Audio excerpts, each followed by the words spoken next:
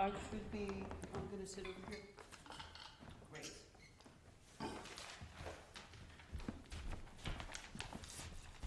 Welcome, everyone. Thank you. Yes, Glad to be here. This is our final Faith and Works of our 2025 to 2026 season. For those of you who may be new to us and are joining on Zoom, we are in the 135-ish-year-old buildings of the First Unitarian Universalist Congregation of the Oranges. About 10 years ago, our congregation decided to transform our buildings into a community campus and open up to be partners to our neighborhood and our city and become a vibrant place in our region, working towards social justice and building community. And at the same time, 10 years ago, we became a lay-led congregation, and we began a tradition of monthly services on the theme of faith and works, where people talk about themes related to how their faith and work intersect. We've had really incredible, amazing talks and services here every month, and it's pretty fantastic that it's been 10 years of faith and works if we think about it. Today is extra, super special because we're going to hear from Darcy Hall, who is a longtime member of this congregation, has been a huge part of our transition into the hub, our current congregation president, and she is a teacher, writer, researcher, art lover, and we all love when she's able to share with us, and she's going to talk about an exciting and potentially salacious piece of our own history. So Doug's going to come up and light the candle while I do a chalice lighting reading. So welcome, everyone. Thanks for being here.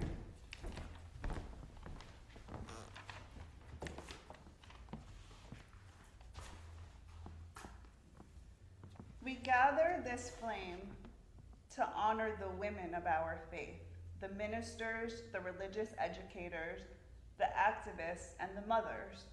Not only the work recognized in the public sphere, but the essential work done for love, for justice, and for community. May the light of this chalice represent the warmth of the countless female leaders who have sustained our congregations, and may their courage inspire us to carry the fire of commitment forward. And I selected that reading in honor of Darcy's mom, Mary Ella Holst. Thank you. And I just wanted to share a brief section of her obituary that Darcy wrote. A 62-year member of the Unitarian Church of All Souls in NYC, she served in many capacities: Sunday school teacher, church board member and president of All Souls Historical Society. From 1976 to 1986, she was director of religious education, named DRE Emerita after retirement. She wrote and published sermons, lectures, informal talks, plays, poems, and books on Unitarian Universalist history.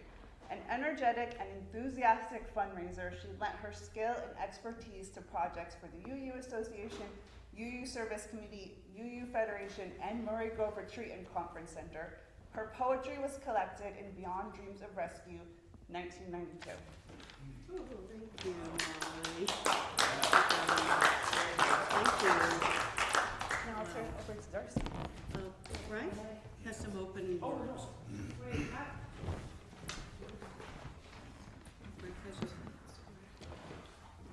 Yes. Congratulations, Darcy, in honor of your mother and Thank you. what you're about to do this afternoon. Thank you very much. That's great. So these are the words of Norbert Capek. We kindle the spark of God within ourselves when we serve others and bring a glow of joy to other people's lives. Norbert Capek is said to have had a creative, inquiring, and free spirituality. He hoped that his 10 principles of living will offer some form of mental nourishment at a dark time, giving strength to transform mood and lead to a more fulfilling life. Live simply, he said.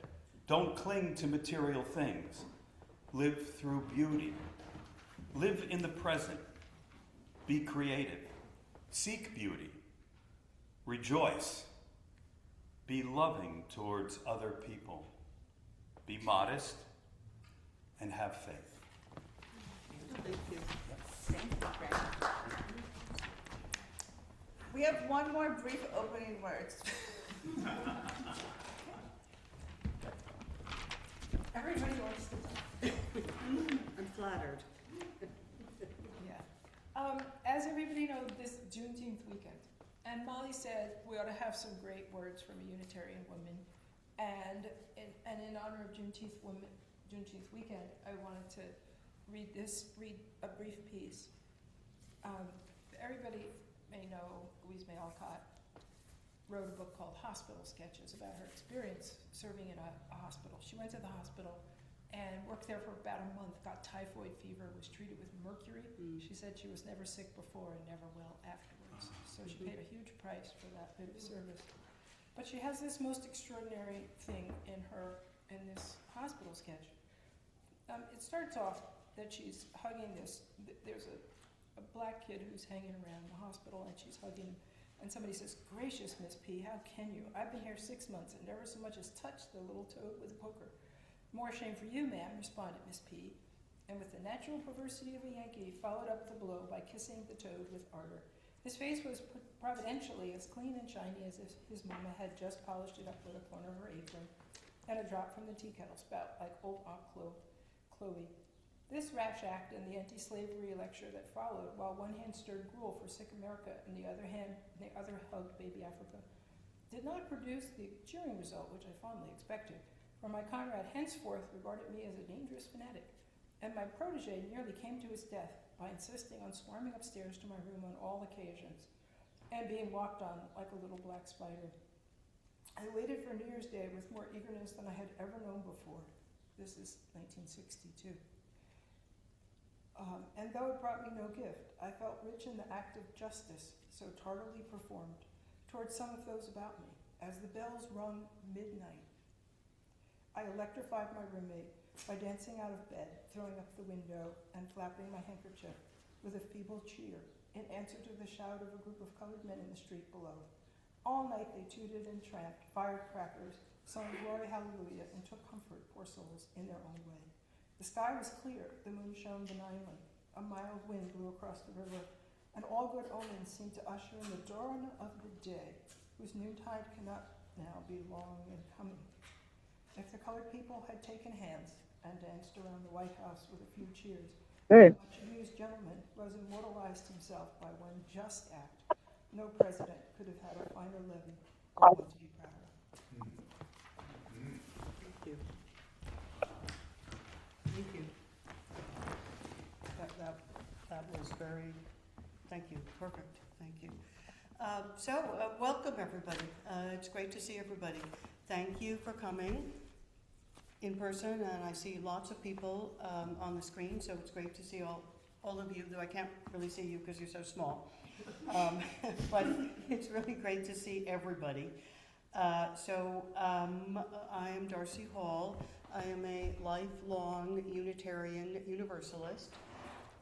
And before I start my talk, I do want to dedicate my talk to my mother, Mariella Holst, who passed away a few weeks ago, as we were talking before. She was particularly active in the Unitarian Universalist Service Committee. And though that is not part of the story that I'm going to tell, the Unitarian Universalist Service Committee's creation came directly out of the work of Norbert Capek, so it's very appropriate. And as part of her work, she actually visited Prague and was an honored guest at the Unitarian Church there. Wow. So she had a whole long history about that.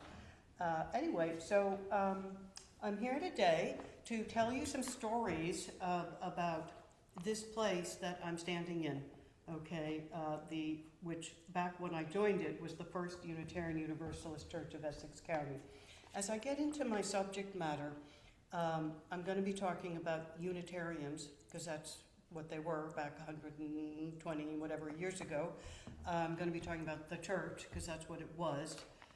So just some of these things when I'm talking. Also, what I'm going to share with you owes a debt to a book, Norbert Capek and Capek, A Spiritual Journey by Richard Henry. So I'm going to be talking about a guy named Norbert Capek. And I know some of you know something about him. I know some of you know something about the Flower Communion. But I know there might be people listening who have not heard of him, don't know anything about the Flower Communion. So I don't want to bore anybody, but I don't want to leave anybody out. So as we're going through this, I'll be kind of telling some of these stories. And if you do know the stories, I mean, I know them too, but I learned a lot, right? So there's always something to learn.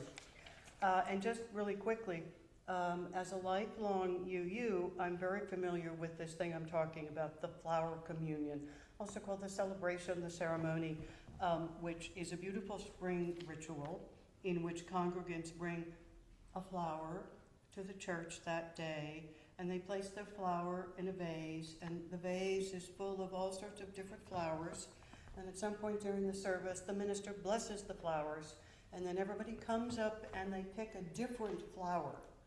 And that symbolism is that, like flowers, we're all beautiful, we're all different, and it was a way for Norbert Capek to express his love of diversity. So that's what the flower. And this ritual was invented in Prague in 1923 and became a worldwide UU ritual, which is actually pretty impressive. Okay, so now about my story. So when I first came here to this place in 1993, which is now known as Faith Plus Works Unitarian Universalist Congregation, it was the first Unitarian Universalist Church of Essex County. It was founded in 1890. This room, the sanctuary, was built in 1893. At my very first coffee hour, I was told a story by enthusiastic and welcoming members that Norbert Capek, creator of the famous Flower Communion, had been a member of this very church in Orange, New Jersey. Wow, that's like saying that, Elvis learned how to sing in the church choir. I mean, I was bowled over by that. And not only was this very important person a member of this place, but that he and his wife were introduced to Unitarianism here at First UU. So, wow, this little room with the uncomfortable pews that you're all sitting in birthed this giant of Unitarianism. And the story, as it was told to me, got better, because Norbert Capek and his family were living in East Orange. And I see we have a variety of people, so if you're not from around here, East Orange is a few minutes away. And it was his children who discovered and chose this place for them to go to Sunday school on their own. And so it was through the kids that Capek and his wife randomly stumbled into Unitarianism. I guess it says in the Bible, and a little child shall lead them, right? So over the years, I began to question this story. Why would a minister tell his kids to go out and find a church? To me, that's like a shoemaker telling their kids, go out and find some shoes. It just didn't make sense to me. So I might say in the story that I'm going to tell about Norbert Capek, it's also my story about losing my faith and doing some work to get to the truth of the matter. So we have to start the story with Norbert Capek. We have to start with him. He was the founder of the modern Unitarian Church in what is today called the Czech Republic.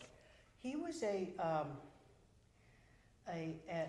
extreme, thirsty, hungry, insatiable religious seeker and leader from a very young age.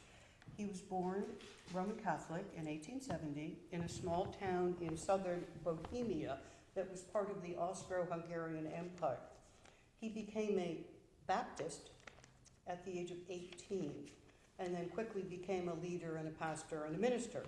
So based on his own discoveries while working as a traveling pastor in Moravia, he became convinced that a free Christian faith was native to his people. Though its history was forgotten and buried, free Christianity had been widely practiced for centuries before the coming of Catholic missionaries and state-enforced Catholicism. This discovery of free Christianity without dogma, without rituals, without the Holy Trinity, would eventually lead him to aspire to bring Unitarianism to his people. So he had the ideas, and then he had to find the religion. He didn't find the religion and then get the ideas, right? So he was a very optimistic guy. That's very core to his belief system. He thought religion should help people to, I'm reading this, develop strong, which is what Frank was just reading, strong character, good health, joyful moods, and a victorious creative life. So he just had a very upbeat attitude. And his optimism perhaps seems foreign to us right now in the times we're living in, but it makes sense for the times he was living in, because he was alive in a time of great change and progress. The Habsburg Empire that had ruled his boyhood was collapsing. The world was expanding and speeding up, advances in science, technology, cars, there's airplanes, there's medicine, there's Darwin. It was the 20th century. It was going to be great. But seriously, Capek was also attuned to the idea that a new century needed new political structures, new ideas, new religion, and a religion that in his mind should be progressive, liberal, modern, non-dogmatic. But where could he find such a religion? Where could he find such a religion that could be transmitted to his people, right? So in 1910, he attended the International Congress of Religious Liberals, that was the thing, in Berlin, with another forward-thinking guy named Thomas Masaryk. Parentheses, his friend Thomas Masaryk, he becomes the president of Czechoslovakia. So it's kind of like Thomas Masaryk was George Washington and Norbert Capek was Thomas Jefferson. But that hasn't happened yet. It's only 1910.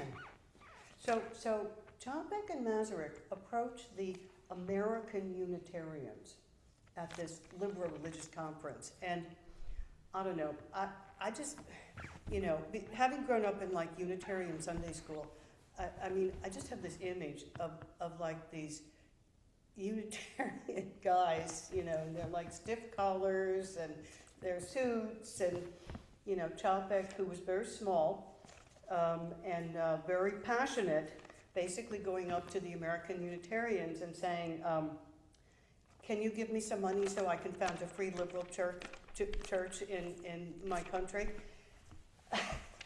Well, they said no. They were not impressed. Also, it's a little bit subtler than that, because Unitarians prided themselves on being an American religion. And so why would those stuffy old people in Europe need Unitarianism, right? We're the new world. What does the old world need us for? And also, to be fair to the Unitarians, they were really clear. We don't do mission or evangelical work. Because if you think about it, the whole point of Unitarianism is to sort of find your own path. And if you're doing evangelical work to tell people what to believe, that's not very Unitarian. So for whatever reason, they said no. Anyway, so now things get complicated. So now it's about 1914, okay? And long story short, Capek's progressive ideas literally, actually put his life in danger. So he and his family had to flee his home, okay? And he becomes the pastor of the, I love this, the first Slovak Baptist church in Newark, New Jersey, which was huge, right? There was a huge population. The family lived in Belleville, which is about 20 minutes by car from where we are here. It's Belleville, okay? And a lot happens, but Capek's increasingly liberal religious journey puts him at odds with the Baptists. And they irritate him, and he irritates them, and he sort of disengages from them.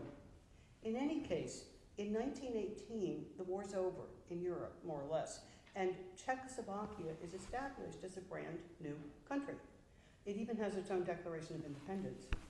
So, of course, Capek, this is his dream come true, is to go back home to Czechoslovakia, and he will institute a new religious culture that will be a liberal religious culture, right? These are very revolutionary ideas, okay? It's time for him to go home, but he had a problem. What his problem was that having cut himself off from the Baptists, he didn't have a job. He had severed relationships that had sustained him for a long time. He was also broke. He didn't have any money. So what are you going to do? But this is what's happening. Because after World War I, the world has changed, understatement. But what's also changed is Unitarianism, right? The Unitarians have changed. And so suddenly they start thinking, maybe American exceptionalism isn't so exceptional, And there's a whole scholarship that is starting to grow where people are studying, I don't mean the average Unitarian, but sort of at the scholarship level, people are realizing, oh, actually, these ideas, the free Christianity, the anti-Trinitarian, the whole thing, the independent spirit, these have been around for hundreds of years. Long before there was a Unitarian Church in America, we didn't invent these ideas. And it also dawns on people that people have died, burned at the stake, right? Given their lives for religious freedom, right? And over in America, 19th, early 20th century, it's pretty cool. Religion's like a buffet. You can pick and choose, go or not go. So this is like a revelation. And I would say from some stuff I was reading, it's almost like people are humbled by this, or almost feel guilty, right? Like we gotta help, we gotta do something. So there's a big change. I would also use the word global, that Unitarianism developed a global perspective, right? It wasn't just English, it wasn't just British, right? It was Europe. So anyway, so the Unitarians were kind of looking for a project. So this is where Kismet comes in, okay? This is where, this is the room where it happens. I guess that's a cliche. Anyway. So, and it's a little bit complicated, but so as I said before, Capek's work as a Baptist minister, done, right? Time to go home. Okay, we know that. But the family had to delay their return to Prague because there was some problem with the sale of their house in Belleville. Okay, so they need a temporary place to live. And their temporary place to live, which I'm trying to find the address, but I haven't been able to, is in East Orange, which we're here in Orange. East Orange is a few minutes away. Okay, so they need a temporary home, and it's about 1919. And this is when Capek tells his three youngest kids, oh, I'm too close to the, They can't hear me too close. Thank you. Is this better? Yes. Also, it doesn't need to be so full. Thank It you. did because I couldn't hear it before that. We can adjust that. Technical break. I have it all down. Should I go back and read the last 20 minutes? You go ahead. Oh, thank you, Doug. Thanks. So I was saying this is where Kismet comes in. The Unitarians are looking for an international scope of something. And Capek is looking for support from somebody. So he's done as a Baptist minister. They're living in East Orange. And so it's about 1919. And this is when Capek tells his three youngest kids, Gabriella, 13, Radislav 10, Zora 7, to go out and find a church you like. And it just so happens that the church they like is this church, a Unitarian church. Now, what a coincidence.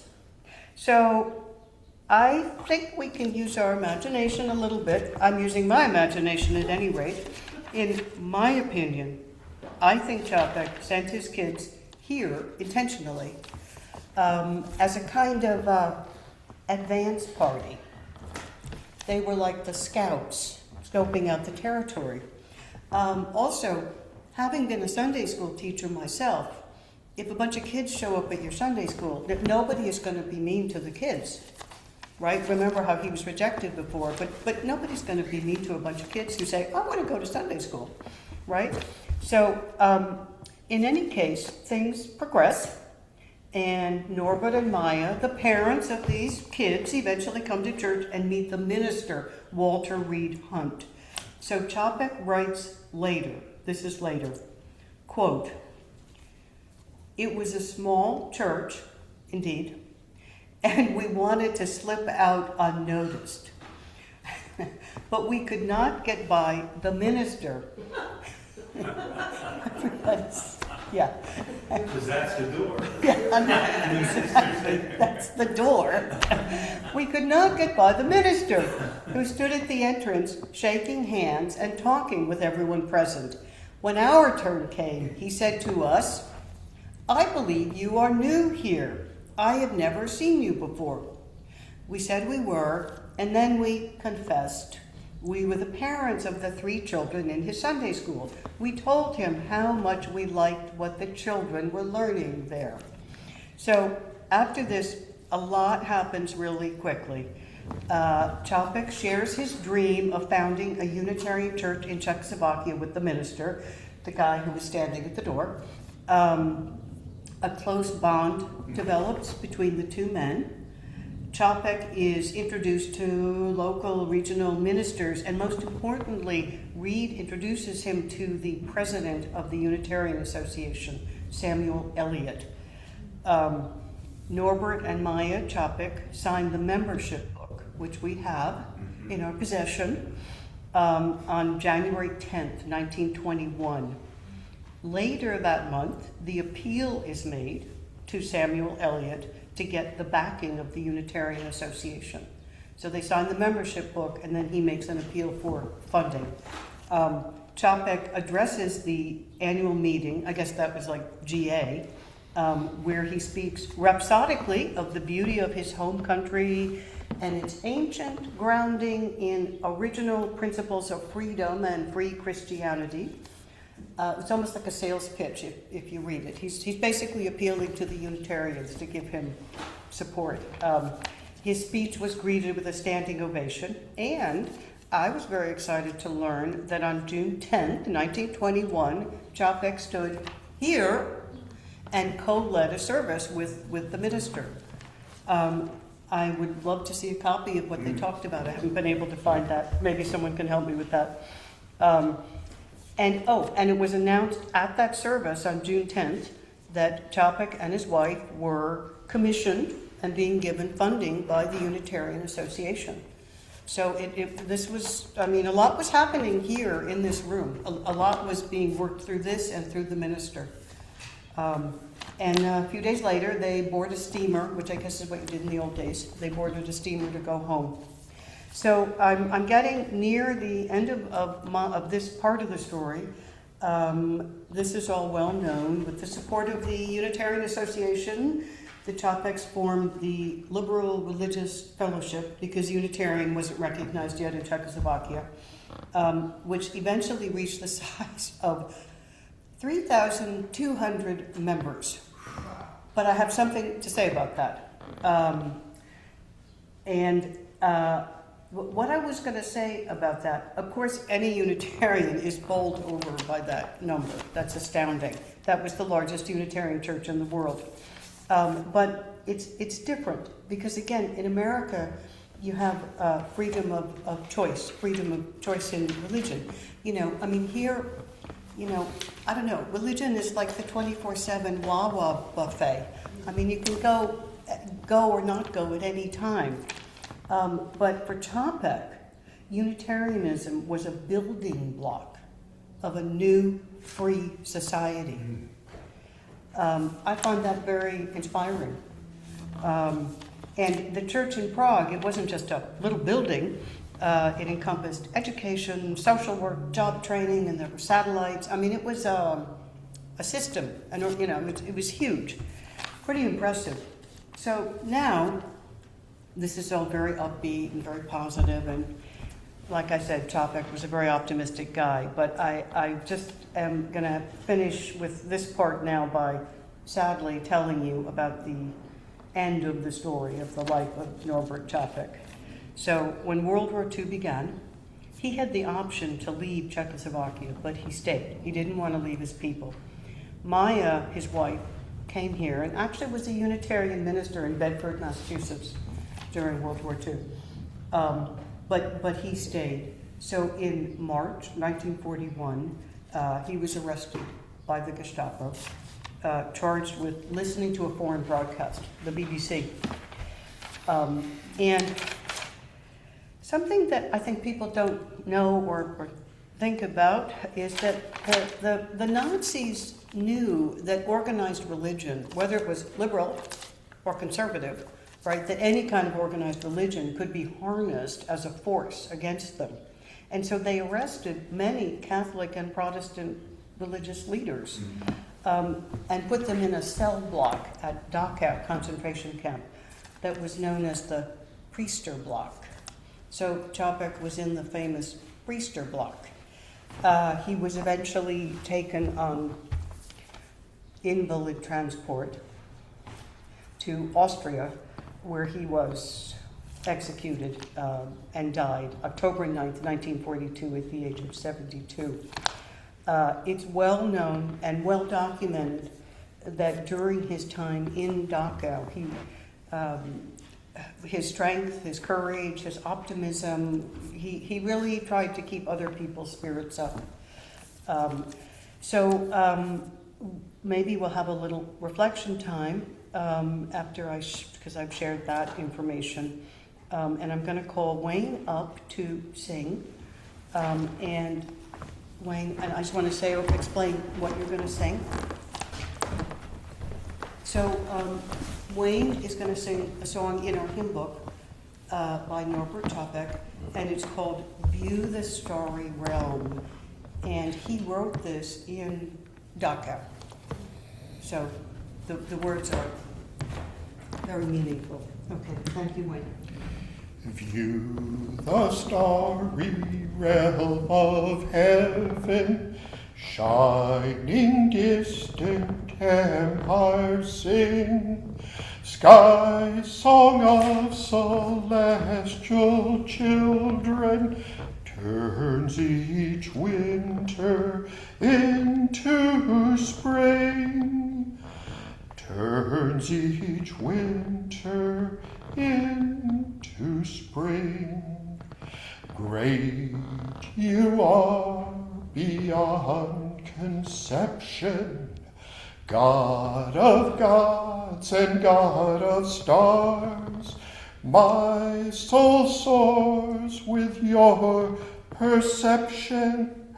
I escape from prison bars. I escape from prison bars. You, the one within, all forming in my heart and in my mind. You, my God, through hate's fierce storming, courage in both life and death. Courage in both life and death. Life is yours, in you I grow tall. Seed will come to fruit, I know. Trust that after winter's snowfall, walls will melt and truth will flow. Walls will melt and truth will flow. Thank you.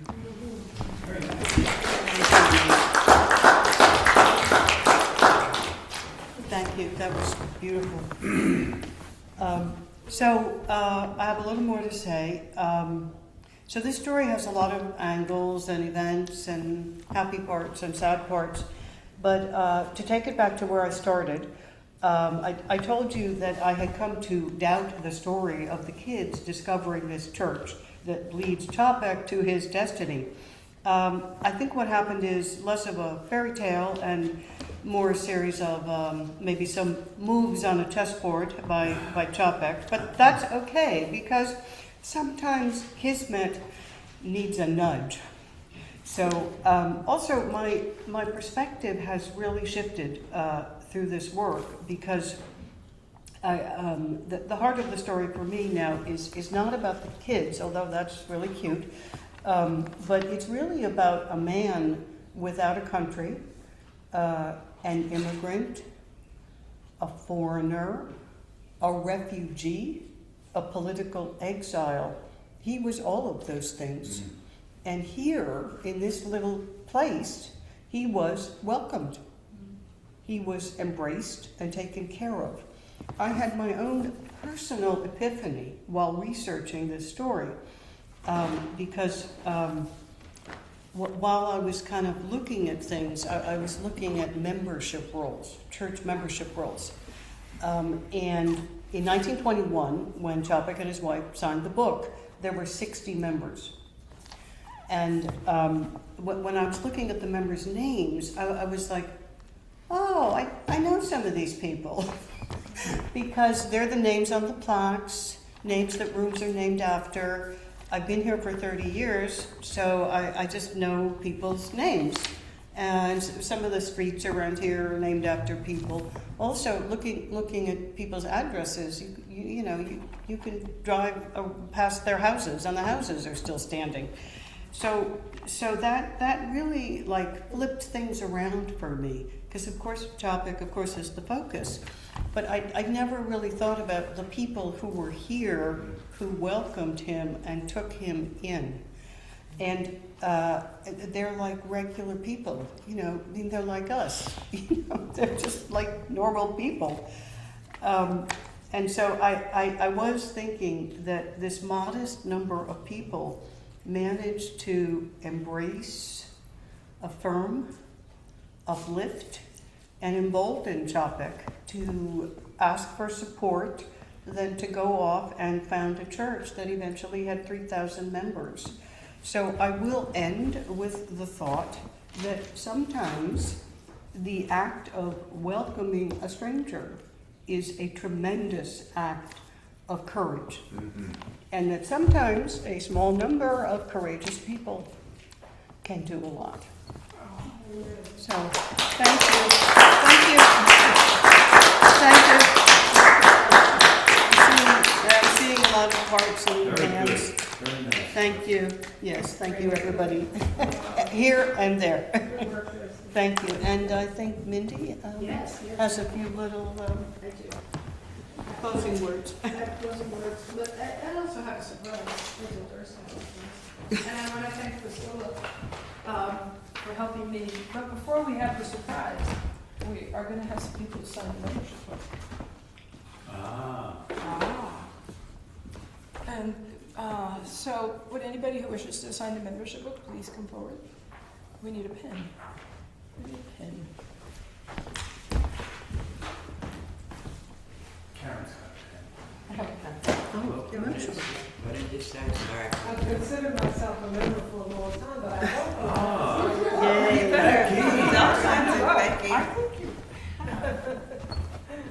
Because, it doesn't hurt to sympathize.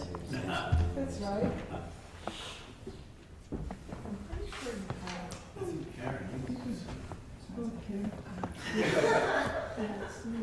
Doesn't hurt to try. Okay.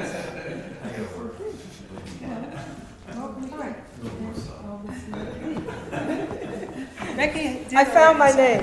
I thought, because I had Priscilla. Priscilla!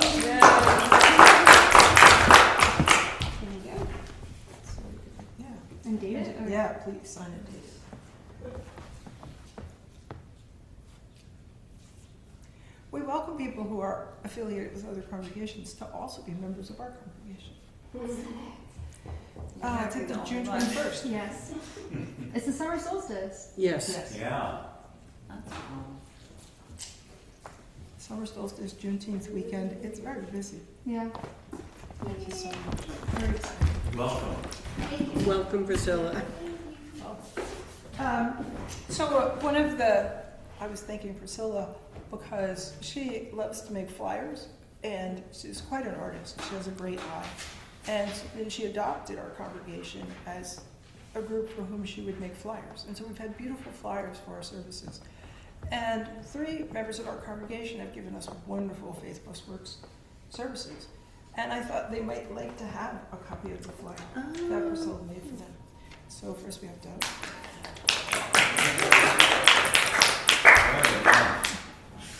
Beautiful. Oh, I forgot about that. Thank you. Do you want to stay up here and then we can take a picture? Okay. That looks And great. Darcy. You should hold it That is up. magnificent. Yes, thank you. And you'll notice Priscilla signed it. And Becky. So Nice, beautiful.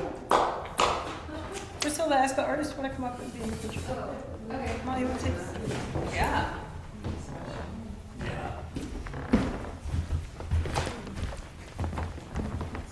I made these. Yes, wonderful. And you see she signed them. Very nice. It looks beautiful. Yeah. Congratulations. Thank She you. makes us look good.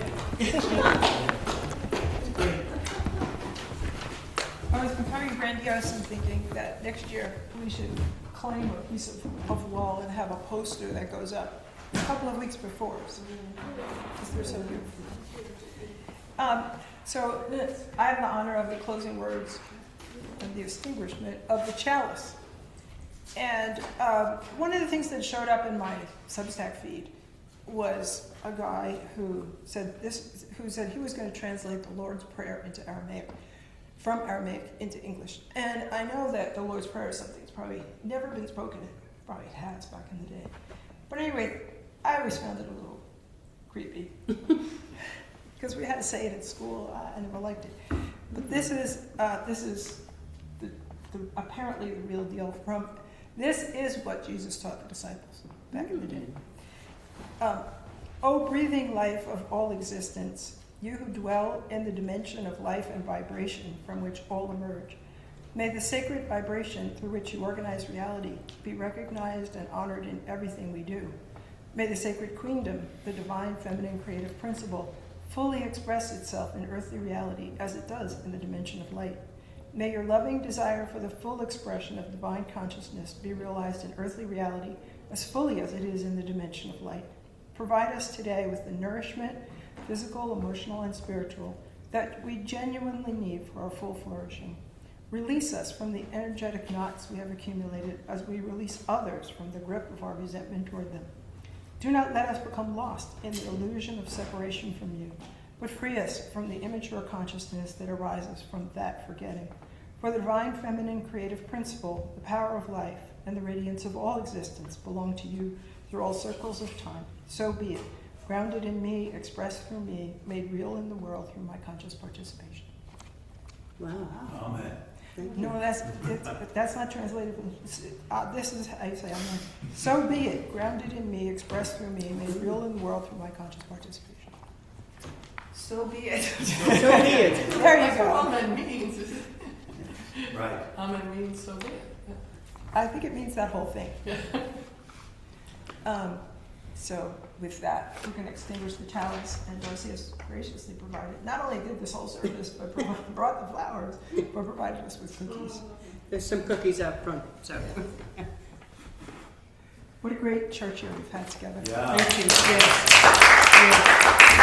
Are you going to mention the follow-up service? Oh, I could mention the follow-up Yeah, service. That would be good.